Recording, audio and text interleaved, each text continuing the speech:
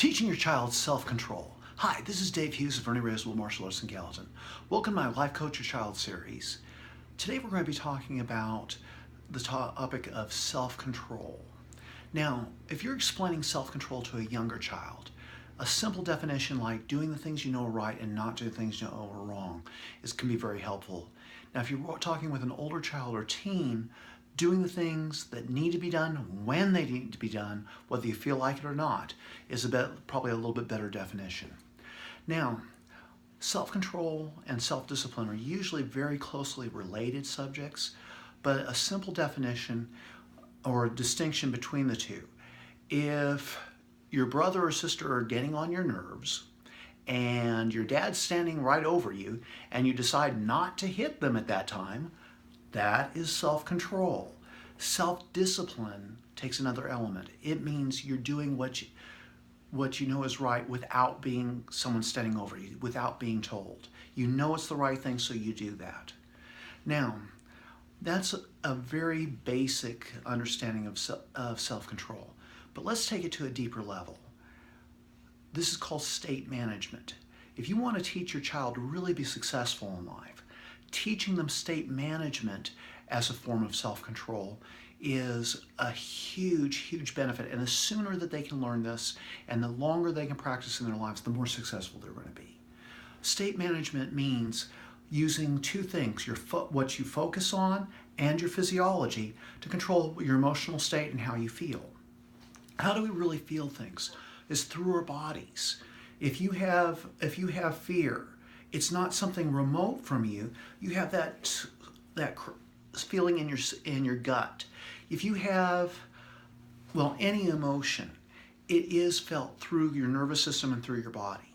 Now, you can actually teach a child or an adult at any time how to take greater control of how they feel. Now, first of all, what you mentally are focusing on. Our brains only take in very small percentages of our sensory input, and we only pay attention to certain details of that. Now, what you pay attention to, it's almost like if you were, you know how these days everyone has their camera phone and taking selfies? Well, think of it, you're at an event and you have people arguing over here, you have people laughing and having fun over here. Which way you point that camera, which way you focus it, determines what was going on at that party or that event. Now just keep in mind, our brains work in a very similar fashion. What we focus on becomes, to us at least, our reality. So what you choose to focus on and what this means to me or means to you is what really is going to make the big difference. Now, in addition to that, using your physiology. Use how you use your body. There's certain positions and postures that people can take that they're going to feel a certain emotion.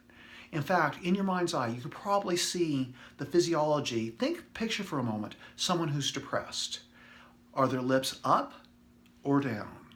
Are they looking up? Are they looking down? Are they having good posture or are they slumping?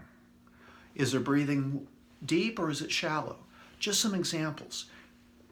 You could probably, in your own mind, pick out how, with using some of his physiology, what a depressed person would look like.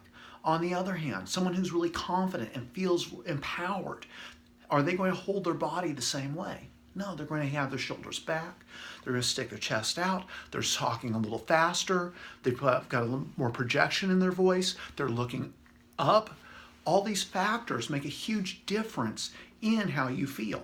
So if you learn to do this, to change what you're focusing on and to change your physiology, as a parent, you can be a great role model for your children. But to teach them at a young age that and how to use that, that's true self-control on a much deeper and higher level and something that can be a really great success tool for them throughout their entire lives.